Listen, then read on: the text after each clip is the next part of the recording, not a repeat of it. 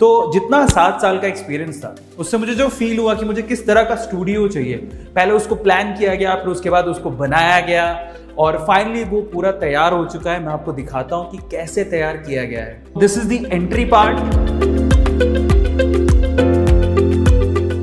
और यहीं से आपको सारी फुटेजेस, वीडियोस एंड आउटपुट मिलते हैं। सो चलो देखते हैं कैसे प्लान किया है स्टूडियो को। जरा ध्यान से देखिएगा, एक एक चीज को मैं बड़ी बारीकी से दिखाऊंगा। जो YouTube पे अपना करियर बनाना चाहते हैं, आने वाले समय में उनको भी ऐसे स्टूडियोज की जरूरत पड़ेगी, तो वो कैसे अपने स्टूडियो को प्लान करें उसके बारे में मैं आपको बताता हूँ। सबसे पहले तो अकोस्टिकली मैंने एक ऐसा स्टूडियो बनाया। मुझे पुराने स्टूडियो में क्या प्रॉब्लम था ना, एको प्रॉब्लम आता था, बहुत ज़्यादा एको आती थी, साउंड आता था बाहर का। स्टूडियो का मतलब है कि आपका जो साउंड डिस्टरबेंस है वो मिनिमम होना चाहिए। तो पहला रिक्वायरमेंट मेरा ये था। और दूसरा रिक्वायरमेंट ये था कि जितनी भी वायर्स होती हैं, जो पुराना स्टूडियो था उसमें वायर नीचे दिखती रहती थी, तो मैं चाहता था कि सारी की सारी ऑलमोस्ट 90% वायर्स अंदर हो, है ना, जमीन पर तो वायर दिखे ही नहीं। फिर उसके बाद हमने बनाया एक वॉल ऑफ फेम जहां पर हमारी प्ले बटन्स हैं। तो मैं आपको दिखाता हूं किस तरह से हमने उसको प्लान किया है।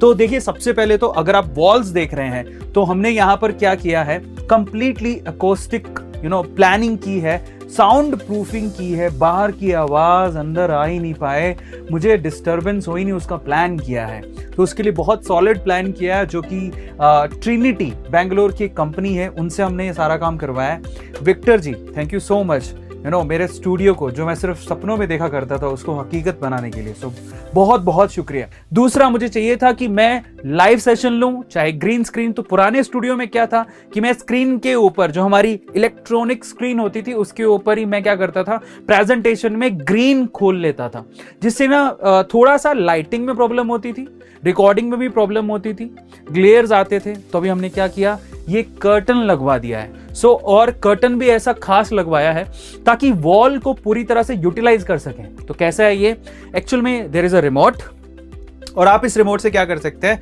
इस कर्टन को अप डाउन कर सकते हैं। यहाँ पर एक बहुत ही खास हमने मोटर लगवाई है और यहाँ पर जब मैं चाहूँ इसे अप और डाउन कर सकता हूँ। तो अभी डाउन है, तो मैं आपको दिखाता हूँ अभी। यस, सो फाइनली आप देखिए इसे ध्यान से। सो इस तरह से आप इसे अप करिए। जब लाइव सेशन लेना हो तो आपको बैक स्क्रीन की जरूरत पड़ेगी।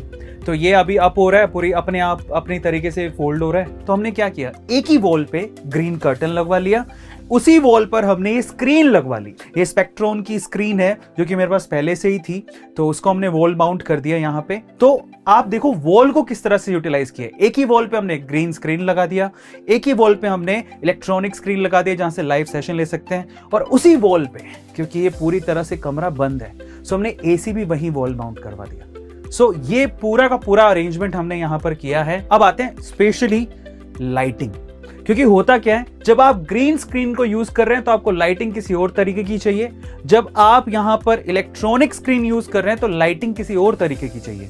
तो उनका अरेंजमेंट करना काफी ज्यादा जरूरी है।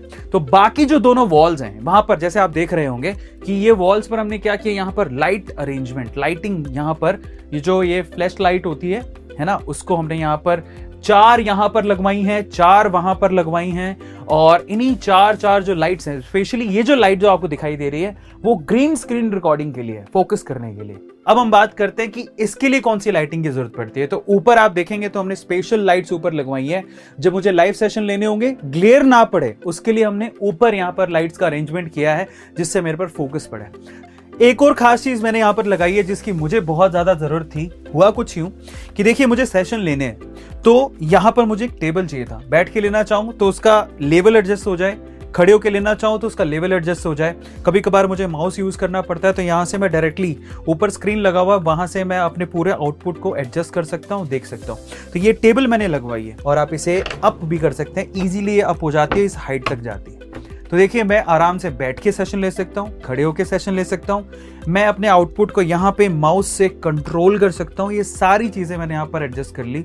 और पता है, शुरू में ज़रूर लगता है कि यार बहुत ज़्यादा एक्सपेंस हो गए, लेकिन जब मैं अब रिकॉर्ड कर रहा हूँ तो मेरे साथ अब मुझे इतना समय बचता है, सारा चीज़ें जो है वो ऑटोमेटेड हो चुकी हैं, तो इतना समय बचता है, तो आज मुझे लगता है कि हाँ